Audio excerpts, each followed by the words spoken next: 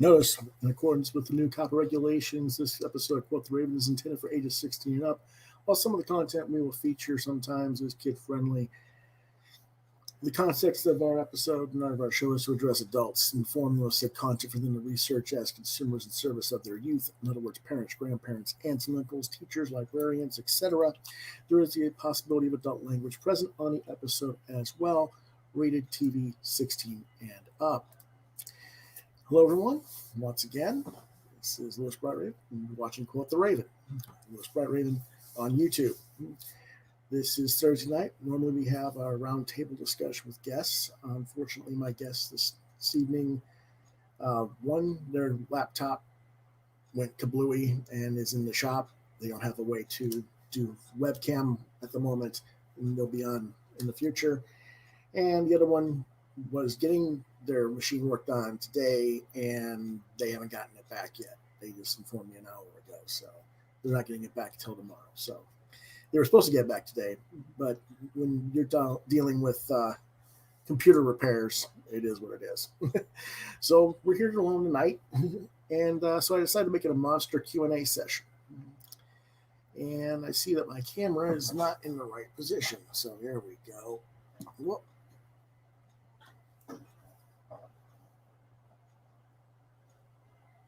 That's better. And so we got a lot of questions that people have been asking on the email address that you see at the bottom of the screen, the Gmail address, QuothRavenLBR72. And then there's other stuff that's been mentioned on Facebook or on other channels that has been brought to my attention that I'm answering as well. So let's go ahead and get straight into that.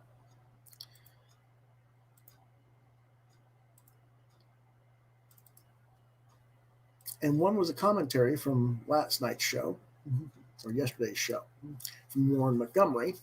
He says, you buy a lot of books each week. You must be a millionaire. LOL. I wish. No.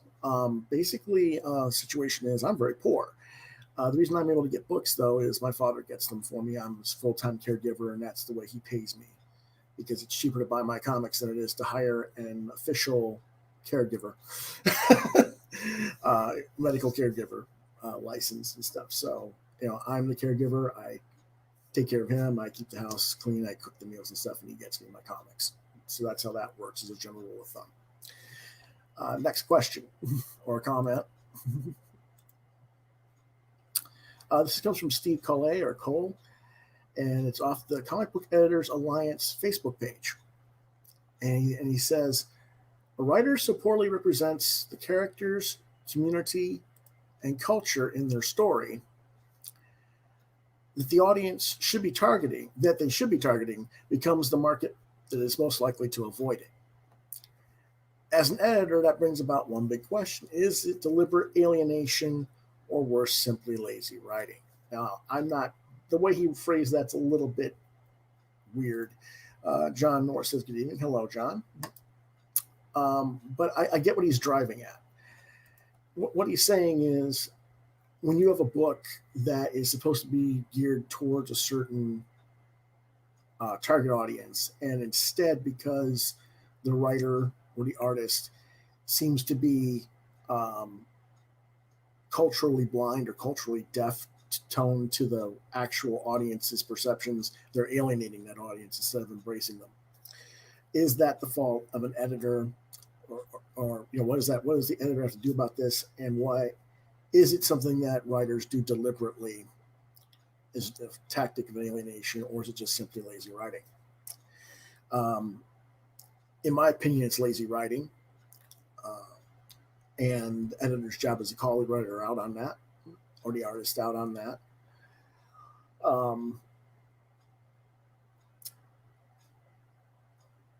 When you're writing different cultures, you have to do the research and represent not just a singular perspective or perception of a given race or religion or political view. You have to take it from different angles and perspectives and give those different perspectives equal time and unbiased time, and let the audience determine which angle they agree with, rather than be what I call one note writing or binary writing. And binary writing is when you have a character's point of view as the point of view that the audience is supposed to be, either for or against, and all the other characters are reactionary to that point of view, either for or against it. And when you do that, it becomes very narrow-minded and what a lot of audiences will call preachy. Mm-hmm.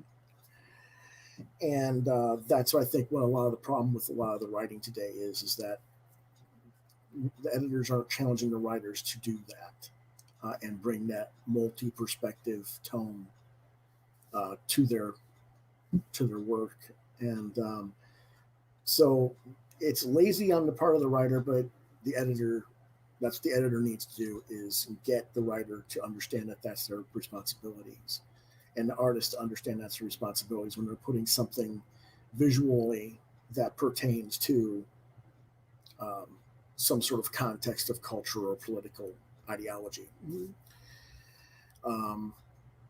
So that's what I have to say about that.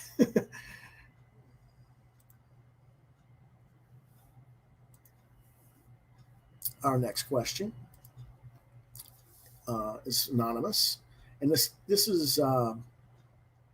came from a video, YouTube video that was replying about DC dictating to creators to write for Trump voters. And the question is, what is your reaction when someone makes an absolute comment or statement that is, in your opinion, not an absolute? Example: comics would appeal to as many people as possible.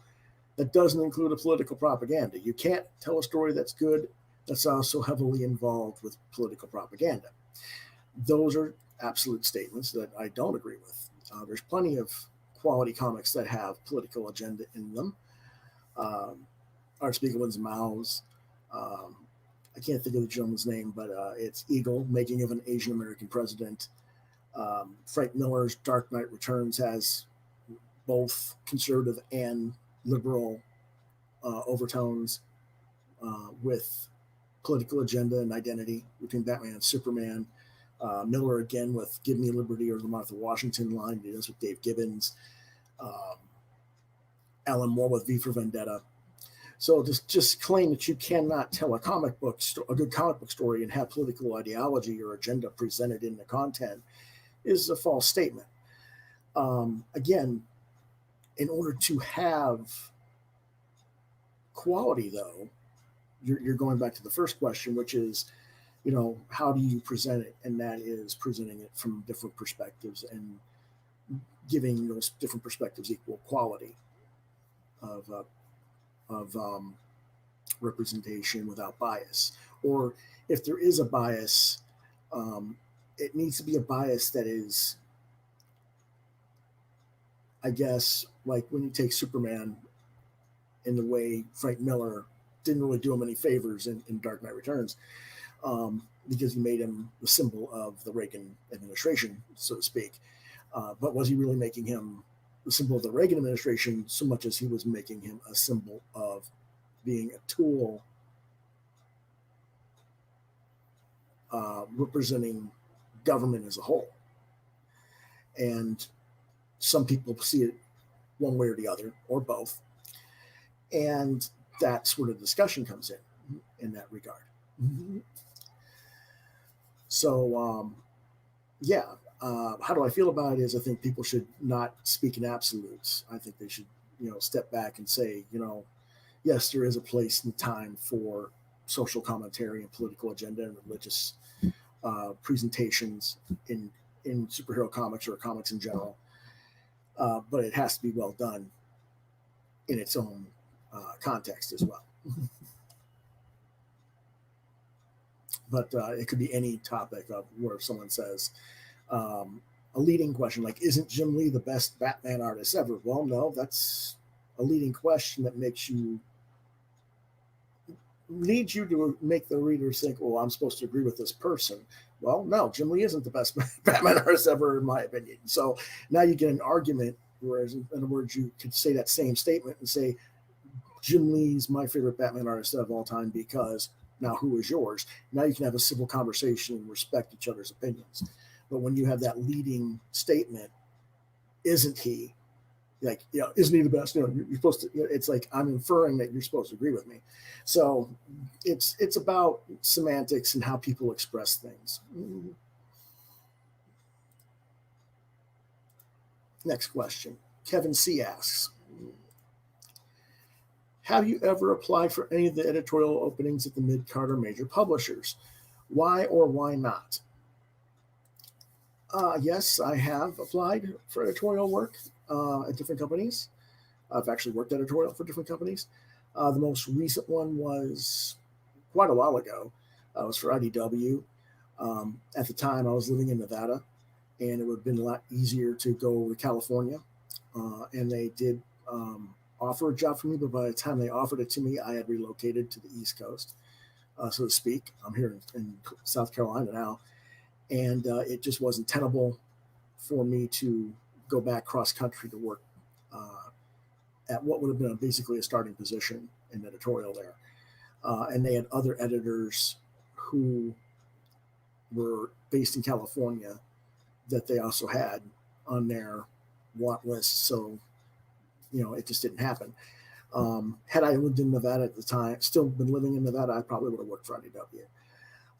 But that was a while ago. Would I work for, I think what the person's really asking me is would I work for Marvel or DC? And the answer to that is I'm not in a position to take that kind of a job because my father's health, and he doesn't want to live in those areas where they're located. So I can't go to New York and work for Marvel in that regard. I can't go to California and work for DC in that regard because he doesn't want to live there, and I have that to handle. And you're not working in the offices like that. It's not like everybody works out of their home. I mean, I guess these days they do because of the pandemic, but it would still be kind of a mess with me in South Carolina, saying working for DC in California, be a little bit time differential and stuff like that would be a little bit screwed up there. So if the certain circumstances were involved in a right set, it's always possible. But I haven't seen a job opening that warrants me selling the house and relocating at this point. Next question. Roger M asks, when you worked at Caliber as an editorial assistant and talent scout to Gary Reed, what did your job consist of? That's a very good question, Roger. A lot of the time, I would come down a couple days a week, and I would go through the slush files and read people's mail that got put in the letter calls. I'd help do paste up and layout for the letter calls in the back of the comics. When people were sending submissions, I would review the stuff that came in the mail and, approve or not approve that stuff up to the Pruitts or to Gary or to Gavin Van Hook or somebody else up the chain. And, other minute things like that. Now, that did lead to me helping discover Bendis and Mac and a few other people. Don't misunderstand me. They also had internet interaction with those gentlemen directly at conventions and other things as well that led to them coming to Caliber. But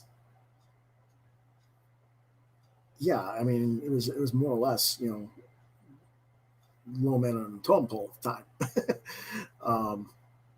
But yeah, I was helping out with, graphic layouts and stuff like that. Basically the same thing I was doing at Kappa CMU full time when I was running the whole show while I was at college. When I wasn't doing that at college, I was at Caliber helping them. And Roger knows what that is because Roger was part of Kappa CMU.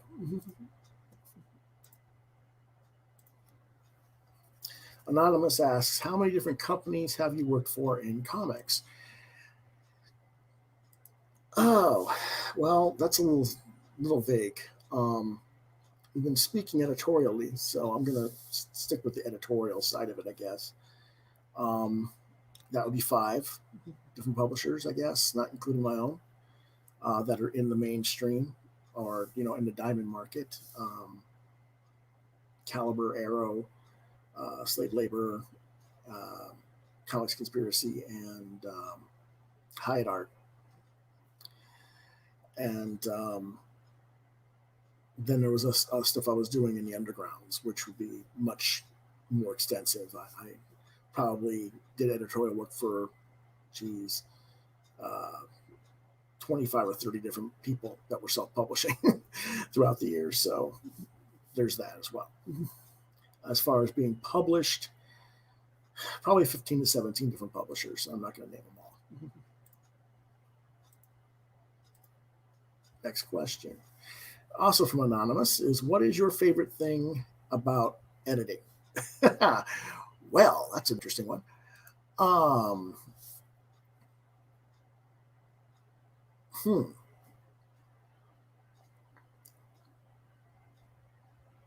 I guess discovering talent and helping them tell the stories they want to tell.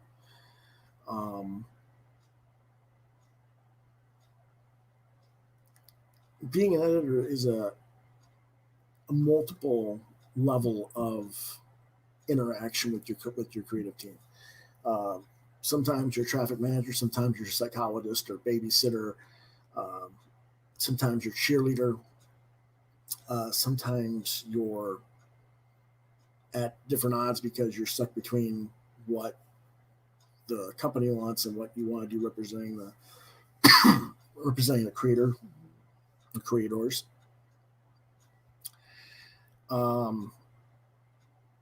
So I guess the answer to that is forging quality relationships with your collaborators and helping them tell their best stories would be my favorite thing about it.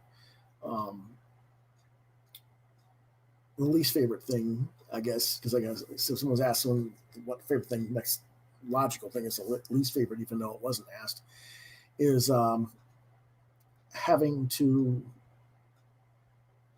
kind of be the taskmaster and get people, to be on their game and on schedule and stuff like that. That's kind of like the least fun of it. That and having to fire people or let go of someone that you didn't want to let go, but and that'll be something I'll explain about a little bit later in the show, because that's a question that people are asking. Pop culture Avengers in the house. Greetings all. Hello. DCA. John says greetings to him as well.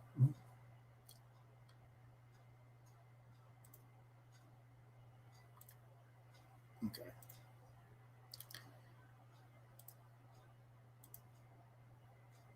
Our next question.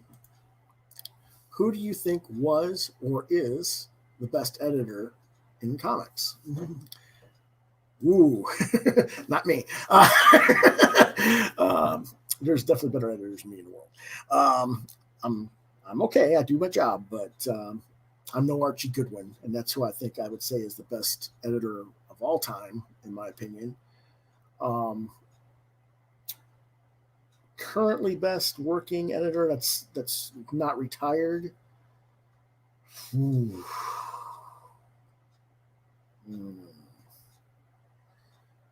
I think I'm going to have to go with Karen Berger on that right now. Yeah, I go with Karen Berger.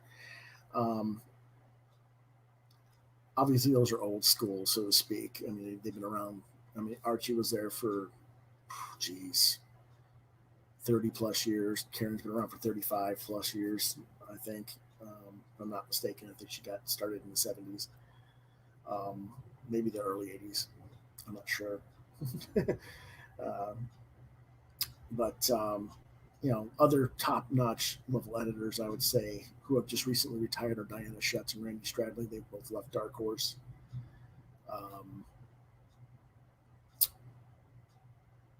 Barbara Kiesel's a good editor. There's a lot of solid editors out there.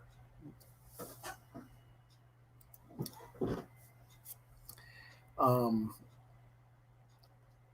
I guess when I say best editor, a lot of the when I go through reputations of editors, um, almost everybody in this business as an editor has people talking crap about them because they didn't like the way something went down with a project, or they just don't like that person or whatever. And Archie is, to my knowledge, I've never heard anybody say anything bad about Archie ever. So that's kind of one of the reasons why I put him up there at the top. Um, he was also an excellent teaching editor, and I think that's something that's missing in today's editorial construct at companies. They're not good teaching editors today. They're more traffic managers, I guess you could say, rather than editors to me. And that makes a difference. I think that a lot of times the creators have a little bit too much leeway, particularly the ones that are high profile that get all the work, multiple titles all the time. No one's checking them, and it's not checking them for ego or anything like that. It's more about a lot of times even the best writer or best artist can get a little bit too much on their plate, and they need someone to help them step back and take a breath and take inventory about what's going on and how to do it. And that's part of what an editor's job is supposed to be. And I think a lot of times the creators' egos are getting in the way of that. And a lot of the editors, they just don't have the experience of knowing how to step in and take over that when it needs to be done. So, people like Archie taught that kind of thing. Louise Simonson was another one who taught well, stuff like that. So Karen's another one. So there you go. That's why I think qualifies more for the top editors.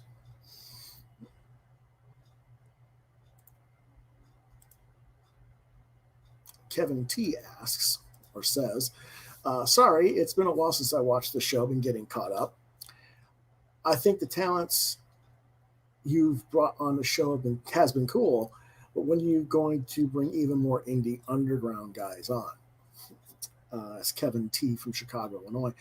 I'm not exactly sure who you mean. I mean, I've been bringing in indie guys regularly. I don't know. You have to get back to me, Kevin, and let me know who it is you're looking for. I'm certainly interested in getting some more of the real underground. I guess you could say the fanzines or the underground stuff that isn't marketed through the mainstream or necessarily through the crowdfunding markets right now. I'd certainly like to have some of those writers and editors and artists come on the show and talk about that side of the industry. So if you happen to, be a member of United Fanzine Organization or one of those groups that talks about that kind of stuff, and you want to come on the show, let me know. We'll see if we can schedule something like that.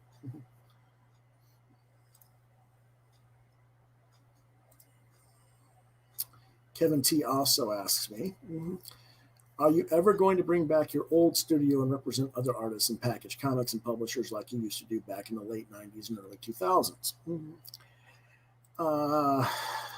He's talking about when I ran Constellation Studios as an online studio, and I helped represent a variety of other creators who are now at the or maybe they're not right now at the moment at the big two, but some of them have been at the big two or Dark Horse or Image or so on. And the answer to that question is no. I'm not going to do that type of structure when I bring back Constellation.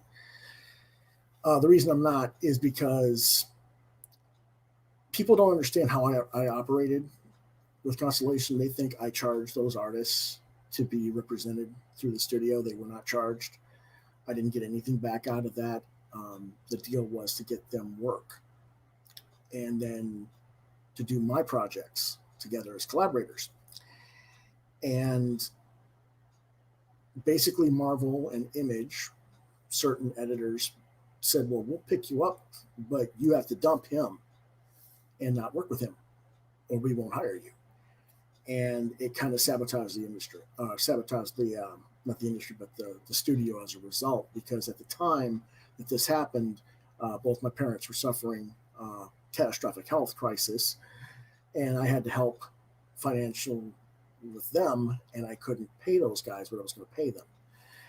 And so I made the arrangement to go ahead and help them get placed at these companies, and then the companies did what they did to me. So I'm not going to be in that situation again. If I bring back Constellation, when I bring back Constellation, it'll be as a straight up publisher, not as a open online studio as it was.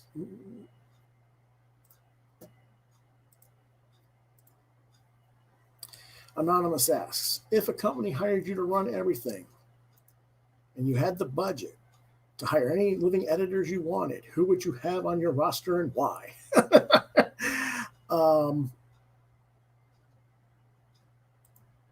Well, I guess that would depend on what the publisher was and what the agenda of the publisher was. There's different editors you hire for different genre and for different types of publication. If I was put in charge of DC with an open budget and I could hire any editors I wanted, it would depend on what AT&T wanted me to do. Are they just going to want me to market the DC universe? Or do they want me to rebuild what Karen Berger and Shelley Bond and Richard Burning and all those other people did that has been shut down since with the Vertigo line and Helix and Minx and all that other stuff? Can we rebuild that and make that marketable or not? Now, I would want to, but is Time Warner going to give me that, really going to give me that leeway and be able to hire who I want to structure that and market it? Because it's not just editorial, it's marketing, it's, you know, a lot of different aspects when you're running a publisher in that regard. Now, if I was just running my own company, again, I don't really want to name names particularly, partly because I don't want to come across as, you know, wanting to rate other people's companies of their editorial talent. But there are good people that can be found at most of the publishers.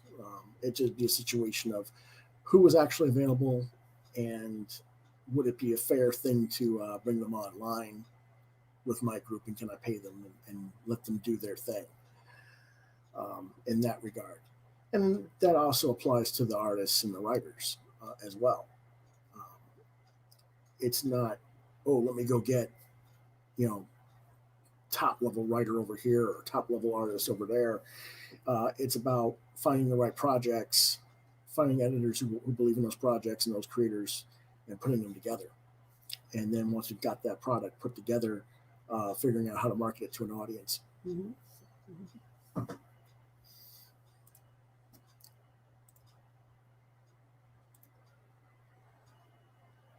Well, hold on.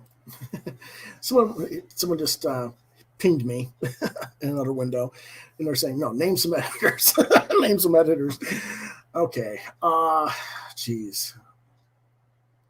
I don't know. I'm trying to think of who's available even, you know, who would be good at editing.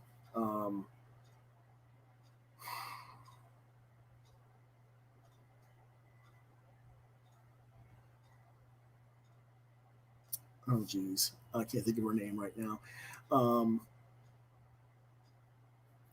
There's an editor who does work for Dark Horse as a collections editor, but she's a science fiction writer. I've mentioned her before. It's an odd name. I can't think of it off the top of my head. But she's a writer and editor and in the science fiction industry as well. And I'd probably get her if I could. I'm trying to think of her name. Why can't I think of it? Um,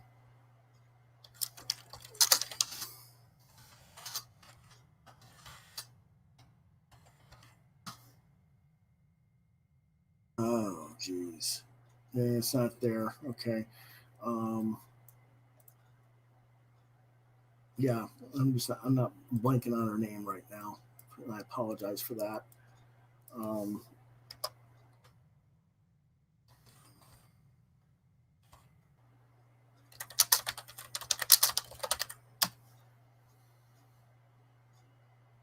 yeah, it's not there either. Okay.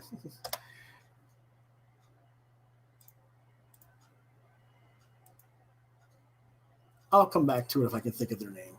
I apologize. Um, Kyle Peckham asked, "Would you ever consider working as an editor for Midcard too?" I guess that question's already been asked.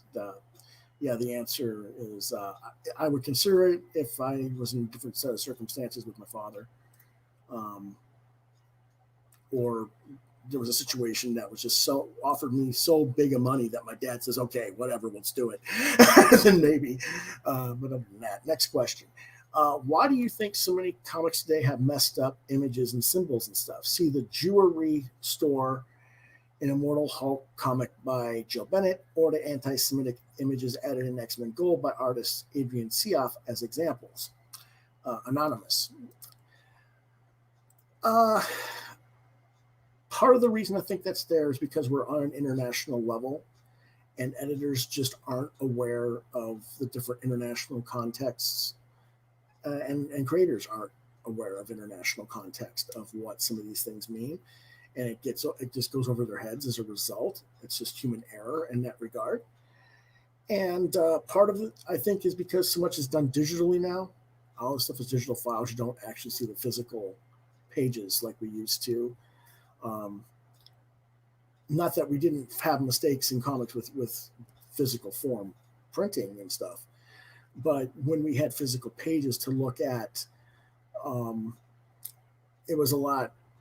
I think with digital, it's a lot easier to miss stuff because you zoom in, you zoom out, you do a lot of things in digital that you really can't do um, in context with one another on a physical page. It's a bit different dynamic. And so I think it's easier to catch it on the physical page than it is digitally on the files. Um, so that's part of it as well. But I think it's a combination of those things and maybe some other factors as well. I don't think it's necessarily done because of. I mean, sometimes it makes people look like they're incompetent or inept at their job. I don't. I hate to say that about anybody. I think it's just like I said, human error, and I think that society overreacts to it. Um, we used to have letter calls in the Marvel books, DC books, when these mistakes were pointed out, and we gave audiences no prizes, or we gave an explanation trying to explain certain things, or say, hey, or even just a simple, hey, we made a mistake there, we apologize. Um, in today's, no, whether that's because we don't have letter calls or because the internet is just so immediate and negative in tone that we don't really approach it the same. That could be part of it too. And I think if we did have some of that stuff going on, when we have that happen, it would be better suited to have something printed in the comic later on, and say, hey, this is what happened. It was a mistake. It wasn't, nothing was intended or whatever, rather than, make a big blow up on it on the internet. I think a lot more people would be better suited and better resolution than what we see when people get overreactive on the internet.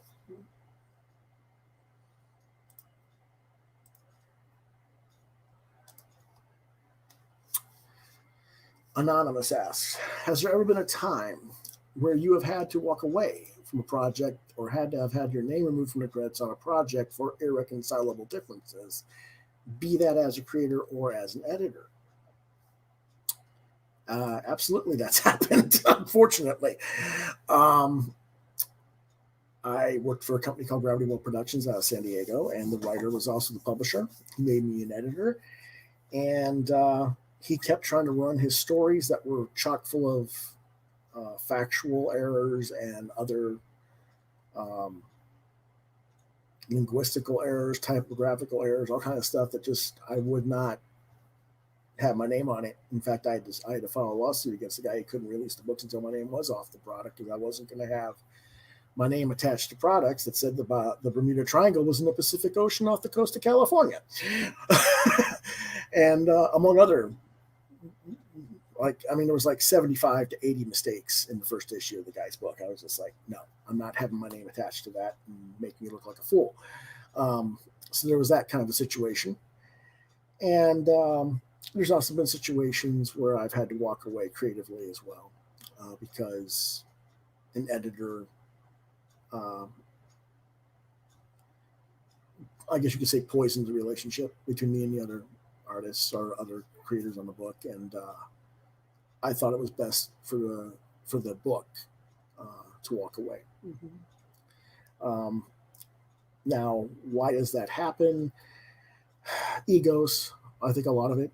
It certainly was that case with Phil from Gravity Well. He couldn't get it through his thick skull.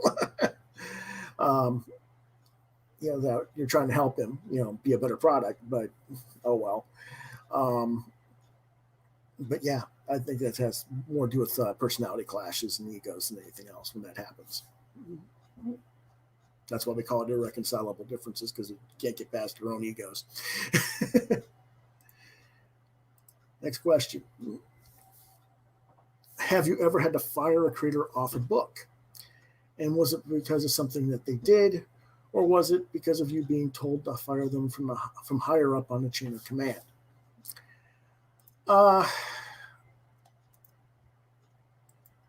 I've never had to fire someone as an editor.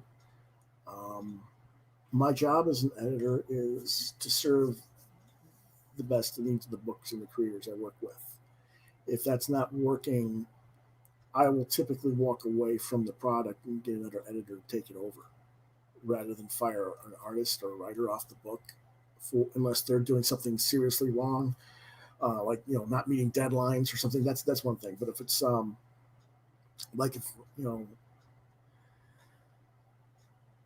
my job is to help them tell their stories and not lord over them, I guess you could say.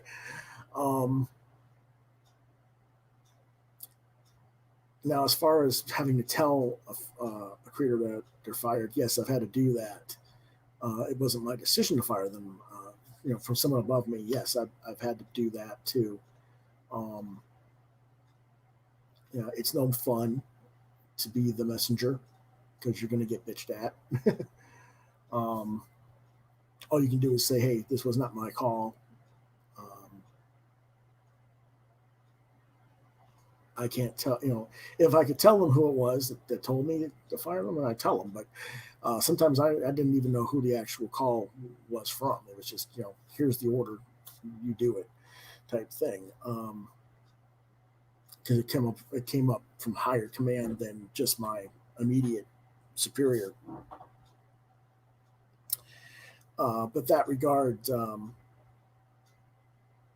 I think that's why I tend to prefer to work with the smaller press, not so many layers of people making decisions that can affect people's lives. But it's not fun any way you do it.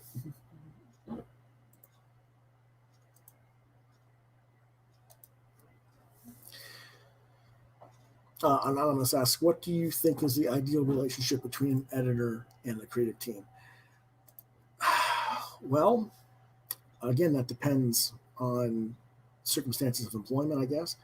When you're working for a corporation or for a licensed property book, you've got a balance between being protective of the property or the character property or the agenda or expectations of the company with what the story is that the writers want to tell or the creators want to tell. It's a very delicate balance. Ideally, we're there to help represent the storytellers, tell their stories, but we have to also respect what the employer wants.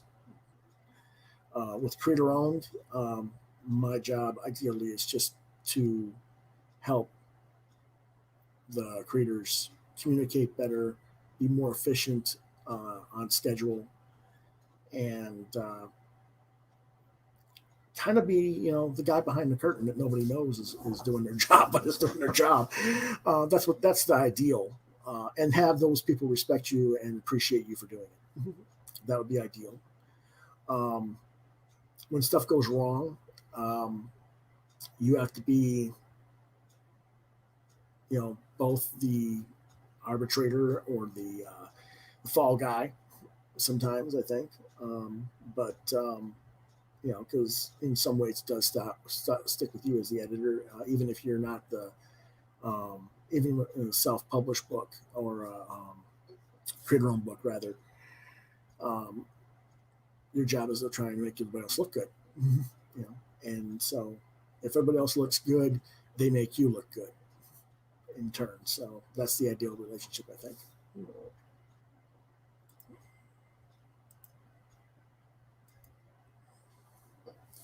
Mike asks, what made you decide to become an editor, and do you enjoy being an editor? I didn't decide. It was kind of forced on me. I co-founded the Comic Artists Press Alliance at Central Michigan University in the early 90s, and I was originally the vice president, and I edited some of the stories for the collective magazine that the group put out. And then when I became president, I basically became editor for everybody's stuff because the people that were really gung-ho and were reliable and wanted to do this kind of left the group and went pro or semi-pro and weren't really part of the group anymore. And I was left with the rest of the guys that it was kind of like, fun time, hobby time. And part of the mission statement of the group was not to have a beef party time. It was about preparing you for not a career in comics, but preparing you and teaching you about commercial art, because some of commercial artwork and doing that kind of artwork pertains in comics. It pertains in advertising. It in toy design artwork, storyboarding for commercials, all kinds of stuff. It all relates. So my job was to try and get them on that schedule and teach them. And some people thought of me as a taskmaster for that reason, because I was always pushing.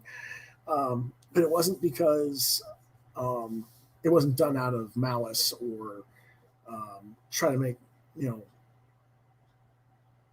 put myself above them or anything, or lord above them again. Like I said, it was me trying to help them understand the responsibilities so that when they got out of school, if they were going to pursue that world of employment, they would be prepared for it. And that's what, something that college doesn't really teach you. At least not that school. They weren't doing it that well. So I figured I had to do it if the teachers weren't going to. I think a lot of times when you go to college, you get your art classes, unless you are really got exceptional teachers. You get the basics, but you don't get how it applies to the real world. And then you get thrown out in the ocean and say, swim with the sharks, kid. So that's kind of what I look at from that point in my time. Now, do I enjoy being an editor? Sometimes yes, sometimes no. Like everything else, it has its ups and downs. On the right project with the right people, I love it. When I'm dealing with people who aren't doing their part or being self-interested at the expense of the rest of the team, or at the expense of the product, not so much.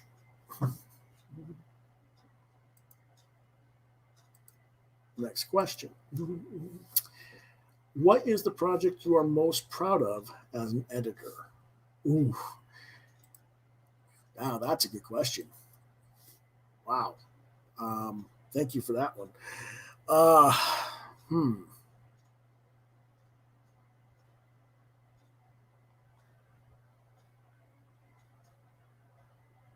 I don't know if I have a singular project that I'm most proud of.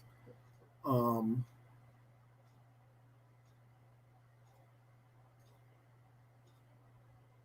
I did an anthology through Kappa, a little bit after Kappa, CMU. Um, for those who don't know what Kappa CMU means, it means Comics Artists Press Alliance at Central Michigan University. It was called Abstracted Justice, and did 6 issues of that, I think, 6 or 8 issues. Um, and I edited that. That was an anthology series.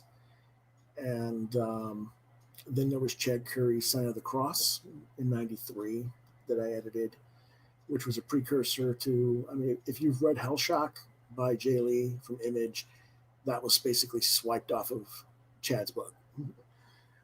Jay did take it in his own direction, but it was very obvious that it was influenced directly. Um, so I was pretty pleased with what Chad did on that. And much as I don't like talking about it, I'll go ahead and give a shout out to Randy Zimmerman for his Spank the Monkey on the Comics Market that came out through Arrow Comics in 2000. I did a little bit of editorial and research work on that for him. And what he was saying about the industry, because that's a book about what was going on in the comics industry throughout the 90s and into the early 2000s. And it was a good historical overview of the comic book industry and what were the questions that the industry was facing at that time. I don't know if Randy's ever going to update it. He certainly should. It's been 20 years, but yeah, I'd say those three would probably be my top three that I've edited of other people's, and I don't really want to count my own stuff.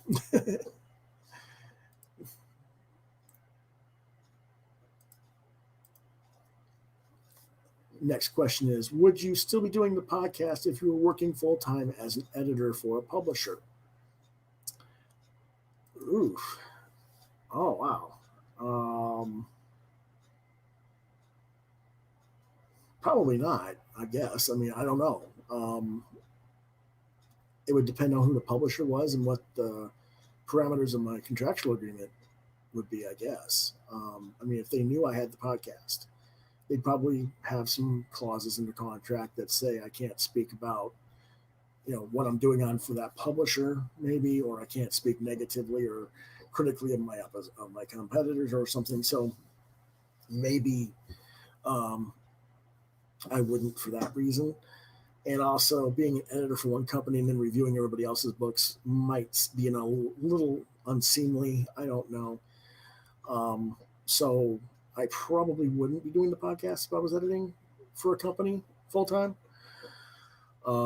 In that regard, I don't know. I guess, but if I was like just freelance editing for somebody on different projects here and there, I would probably still be able to do the podcast. So it just depends on the circumstances.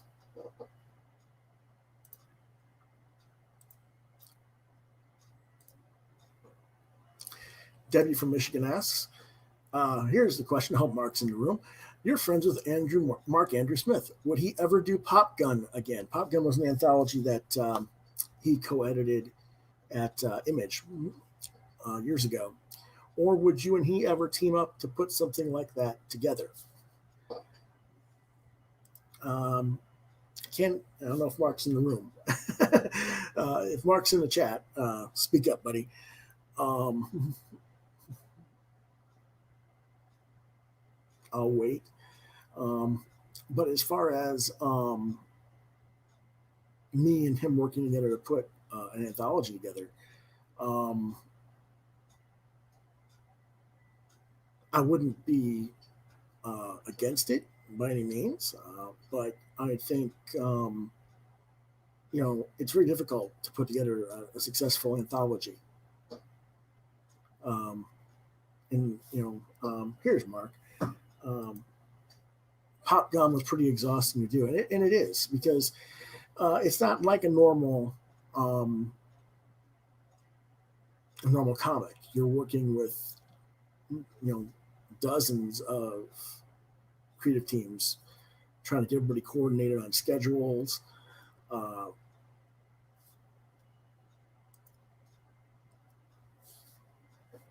and Mark says, I don't know if I would do another anthology in the future. And yeah, um, yeah, again, I wouldn't say that it's completely out of the realm of possibility, but you have to have people. You got to have the right set of circumstances and the right people with it, and um, it's fun, but it's hard.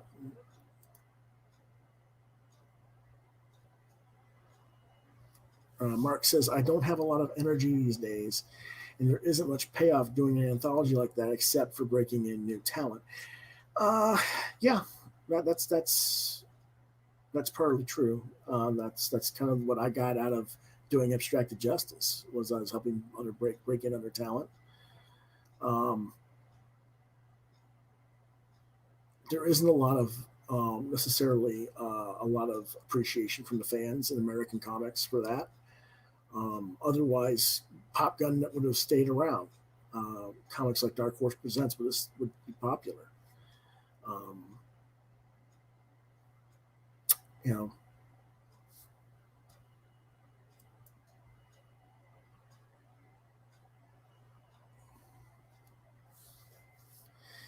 Mark says, I'm trying to finish a big project this year and then some Gladstones, but I don't think I have much left in terms of comics.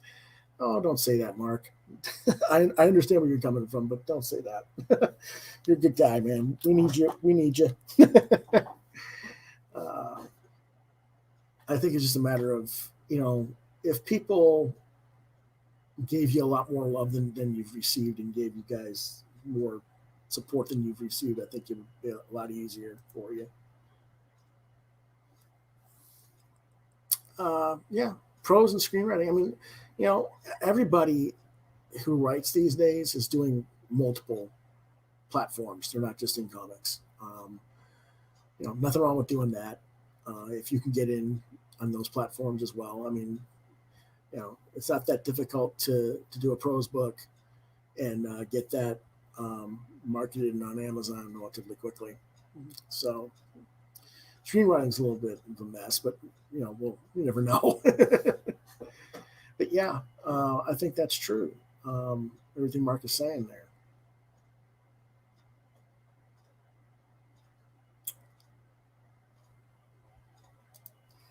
Um, if you find the right project and that you really want to do, I think you know he's saying he doesn't have the energy. I think what it is that, I'm the same way with the energy. It's not that we don't have energy to make it; it's that we don't see using that energy directed at that as the best um, use of our energies at this time. I think is the best way to put it. Um, it's so hard to explain with that.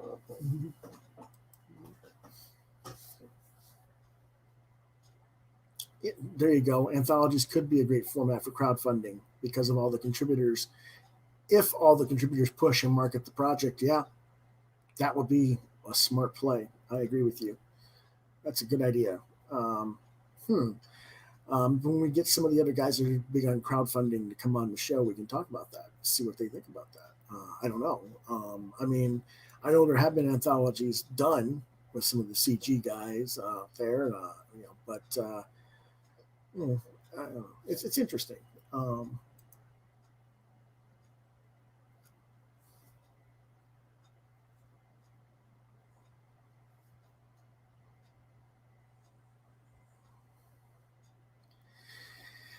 yeah, that's it. You want to feel like there's some sort of payoff for all the work you've put into it, and um, you know, a lot of us, have put in decades of work, and we don't feel like we've gotten anything back out of it, that, or at least not um, in conjunction to what we've put in. Um, Now, whether it has something to do with the quality of the work, maybe, or I don't know. It's so hard to say because there's so much stuff that's just utter trash that gets all kinds of uh, affection and appreciation, and then there's stuff that's just amazing, mind blowing stuff that nobody. It's like crickets. Nobody even knows what it is. So it's really weird what we um, what we do. But I think for guys like Mark and I who have been around the business for 20, 30 years, and we're in our we're in middle age now, it's not the same as when you're in your 20s. When you're 20s, you got a lot more energy, and you got a lot more, um, I won't say time on your hands, but time, you feel like you have time to do stuff. At this time, we're in middle age, it's like, hey, everything I want to invest in, it's got to have something to give it back to me.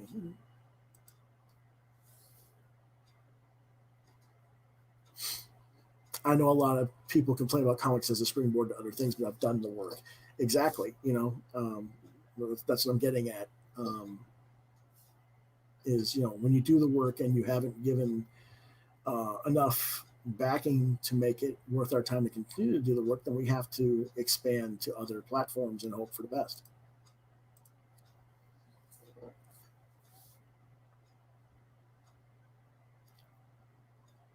Well, I think that's Mark says pros in screenwriting is learning something new and should be a new adventure, and that does energize people. Um, the time and cost for comics can be astronomical. I think that's true of any creative endeavor, though. I don't. Yeah, I don't want to limit that just to comics. I mean, if you want to do screenplay writing, great, but now you still got to either find a director or find people to make the film too. So, and a lot of screenwriters do that. I gotta put you in touch with some screenwriter guys that are in comics and have them teach you about that side of the thing too, because I don't think you've. It's a lot of the same deal over there.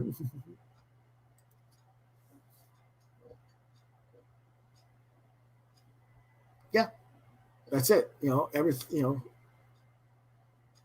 When you're older, you have to be very careful, and um, I don't know about yeah, you have to be more careful and selective in what you do. Um,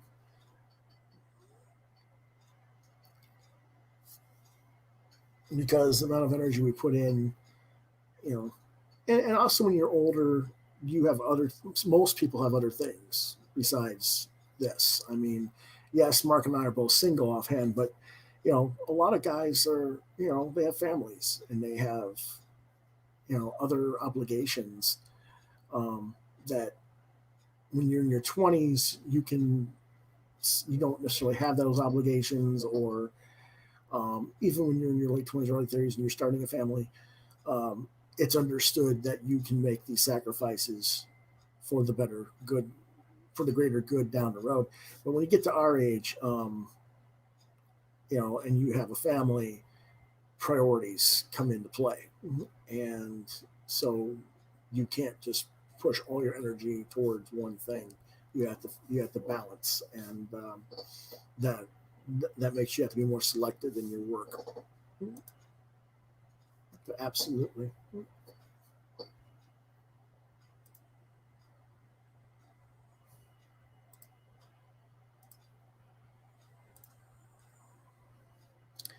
Sean M asks, I've met you in person on more than one occasion, and you wear a necklace with a cross, but you are never wearing it on the show. What is that? Wow, get personal, why don't you, Sean? Uh, the reason I don't wear the cross, and if you notice, I'm not wearing my Raven ring either, Sean, is mostly because I'm at the house. I don't wear my jewelry everywhere. When I go out of the house, that's when I put my jewelry on. So when you see me out and about at conventions or around town or whatever, um, I've got them on usually. And when I'm at home, you don't. That's all. That's all it is. Um, but I don't know if you thought the impression was that I represent one thing when I'm out in public and something else when I'm on the show or not. But it really isn't that. Mhm. It's just basically I just don't put my jewelry on when I'm at the house. That's all. Some people have successful partners, though. Yeah, that's it. If you got partners who understand that or are busy themselves, they get it too. Yep, yep, that's true. Mhm.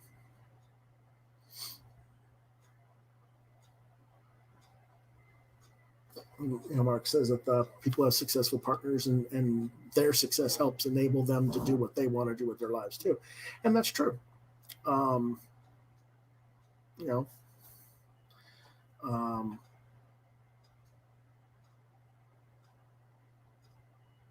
that's why I kind of get mad a little bit, I guess you could say, when people who are successful in other media and have money uh, go on to crowdfunding and saying, "Hey, back my book," like, "Hey, you got enough to do your own."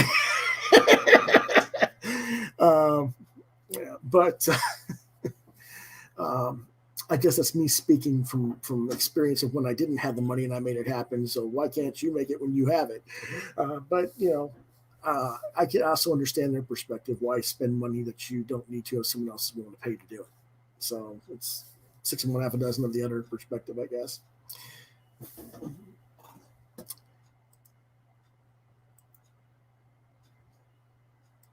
And several people wished me happy birthday for the upcoming weekend and asked me what my plans are. So that's the multipod complex. And I thank you for the future birthday wishes. I appreciate it. Um, Made another year around the sun if I don't have something happen to me in the next couple days. um,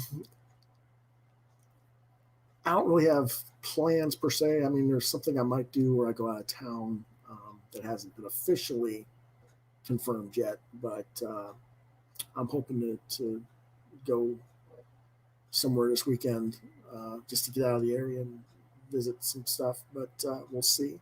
Depends on the weather and how both my dad and I are feeling. Um,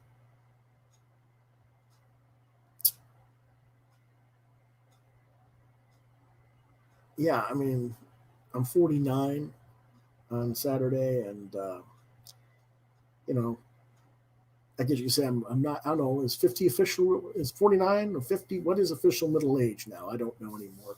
We get old. We Many people are living so much older now, so I don't know. But yeah, it's if I don't end up going out to visit some people, then I'll be reading all those books that I showed on What Did You Get Wednesday, and getting my reviews written up for Monday. That's what I'll be doing. um, but I'm hoping I can of get out of the house and go travel a little bit, even if it's just to another town or out of town to go see something I wanted to go see. But yeah, we'll find out soon enough. But that's pretty much all the questions that were asked in the email. We got two viewers, probably Mark and John. Even when you two have questions.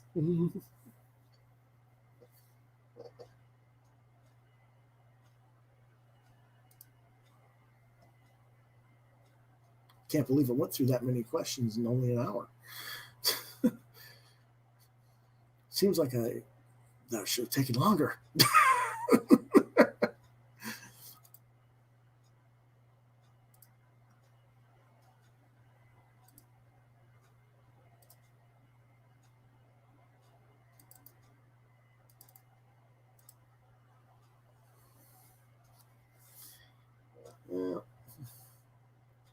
But yeah, those editorial questions were interesting this week, and I appreciate people who asked them. Um, kind of got flooded with them right before the show because I let people know that my guests hadn't come and I didn't have time to get replacements, and so that's why we did the Q&A tonight. Um, those guests will be on hopefully later this month.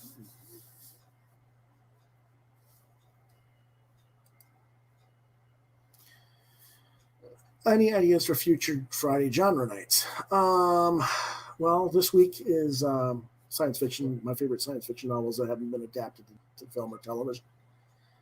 I was thinking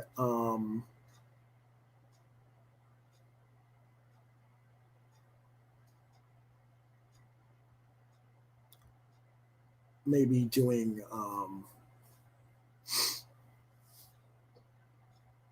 favorite Disney animated films with you down the road as co-host.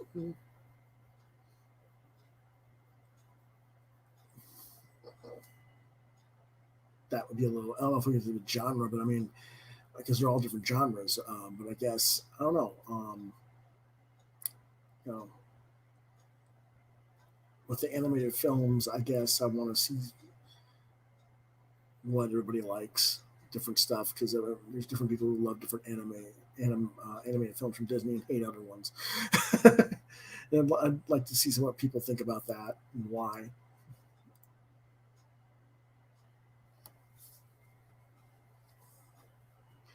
And John says yes, and that's and part of the reason is because John is a huge Disney guy, and that's in his wheelhouse. So we'll get into that down the road.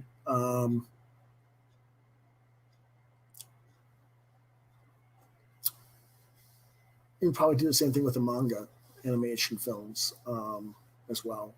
You know, there's a lot of high quality stuff that a lot of people don't know about that probably should be seen or heard about and explored. So we'll talk about that stuff down the road. I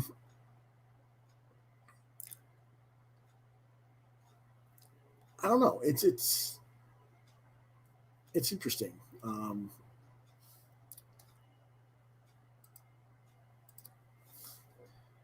trying to decide if I want to do favorite specific authors of certain genre, which has nothing to do with necessarily their books per se, because authors have different. There's many authors who work in different genres, multiple genres. Stephen King is not just a horror writer, you know.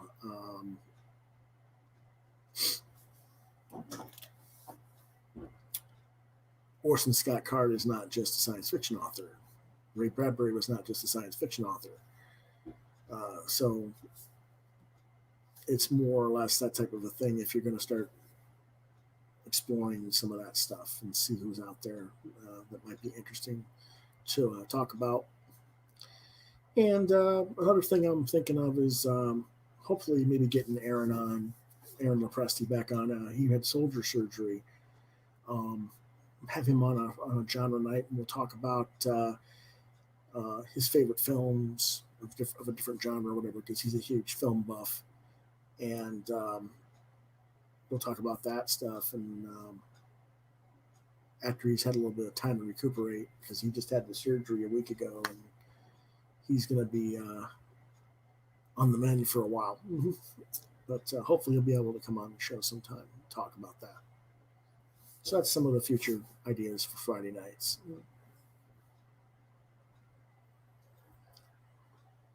Someone asked about something here. Let's see.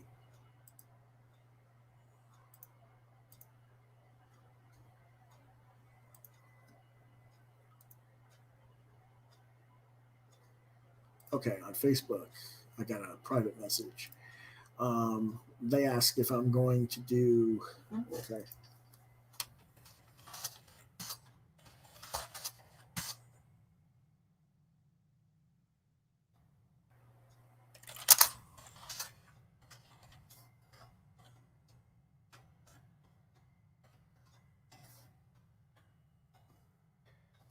Are you going to do more live draws?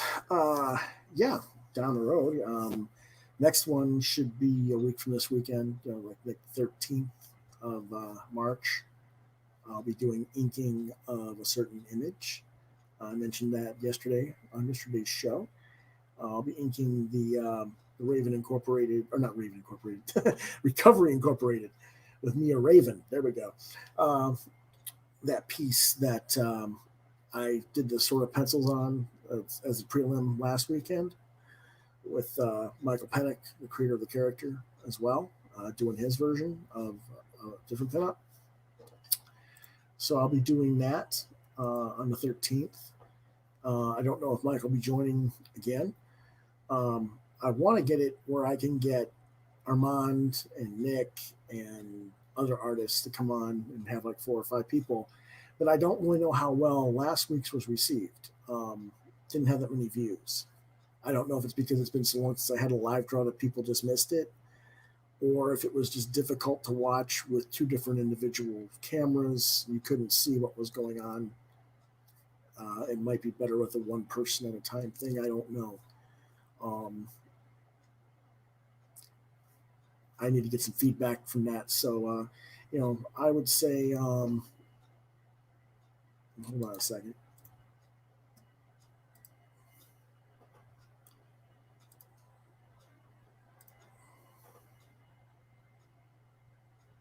Yeah, I only got 4 views on the live draw with Mike from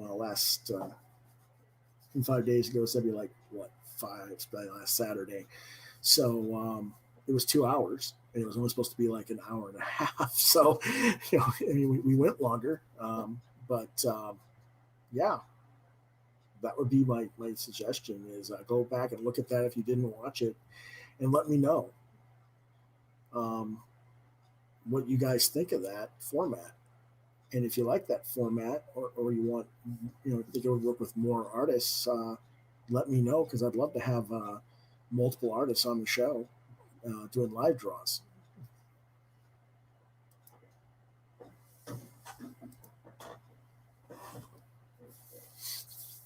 I think that's it for tonight, though.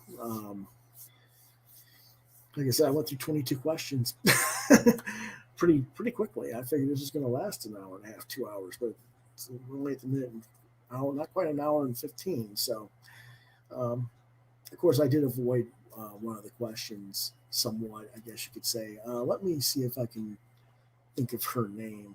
About editors I wanted to bring in if I was in charge.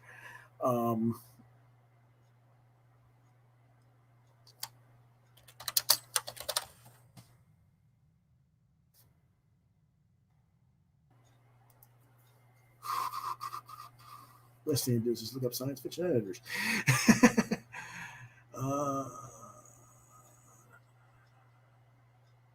Oh, I know. Keach Johnson. That's who I was trying to think of.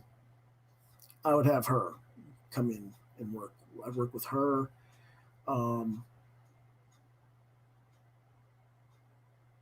Potentially work with Karen Berger if I could.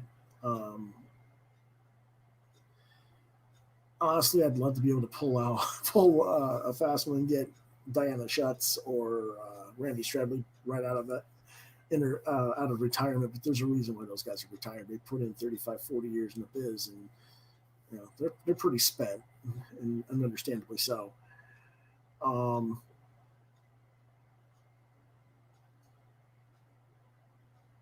You know, I'm not that familiar enough with the younger crowd of editors to say who I'd want.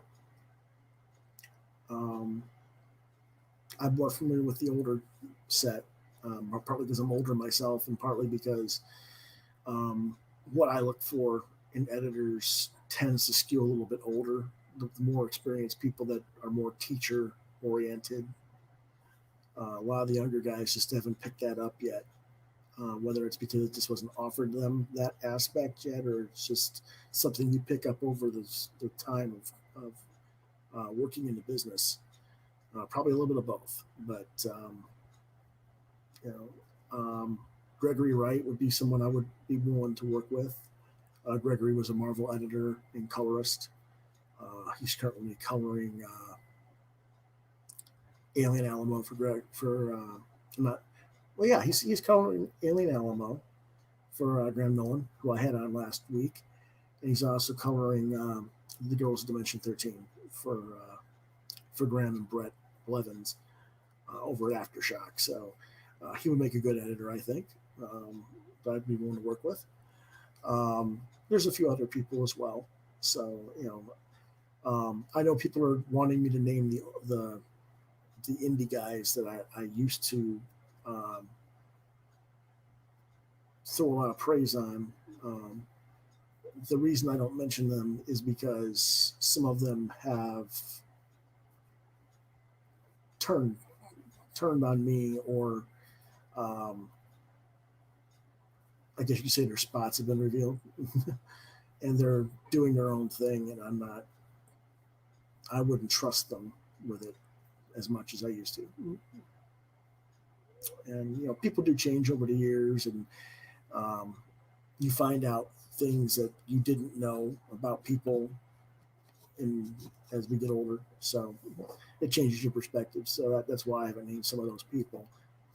But there's also people who have you wouldn't have heard of. I know most people don't know who Keach Johnson is. Keach is a science fiction writer and editor, and she also was a collections editor for Dark Horse, and she was the major content editor for Microsoft for a while, and she was a content manager for Magic the Gathering. So she's been around a lot of different platforms and been around for a long time. That's one of the reasons I wanted her. But that's so get back to answer that back question I hadn't answered about which editors I'd bring in if I ran a company. Those are the type of people I'd bring in. Okay.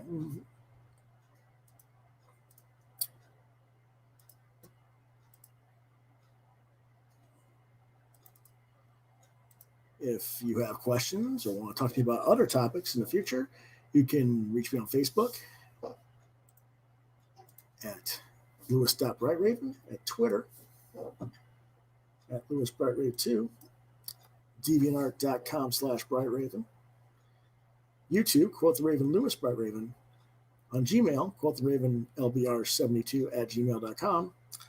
And if I don't answer your email or talk about it live on the show, try and reach me at LewisBrightRaven@yahoo.com, because I probably missed it somehow on Gmail.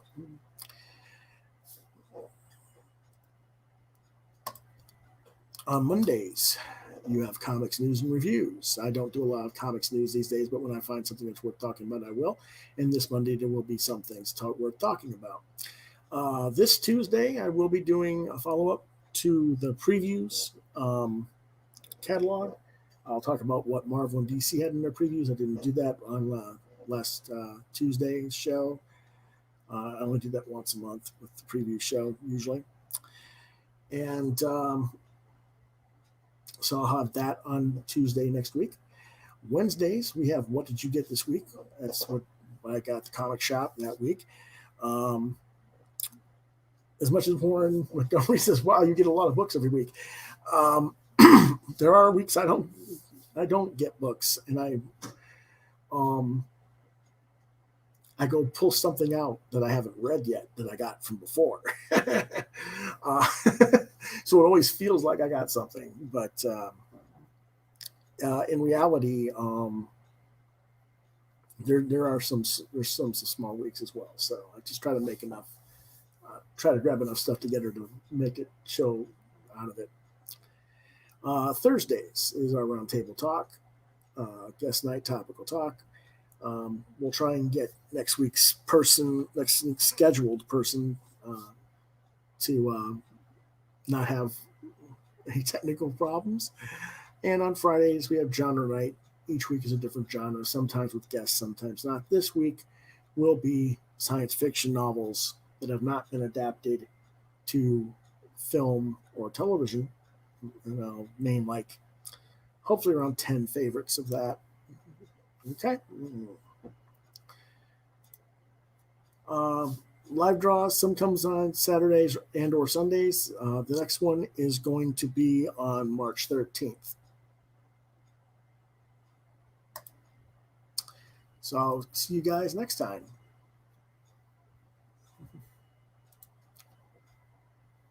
Thanks for watching. See you around.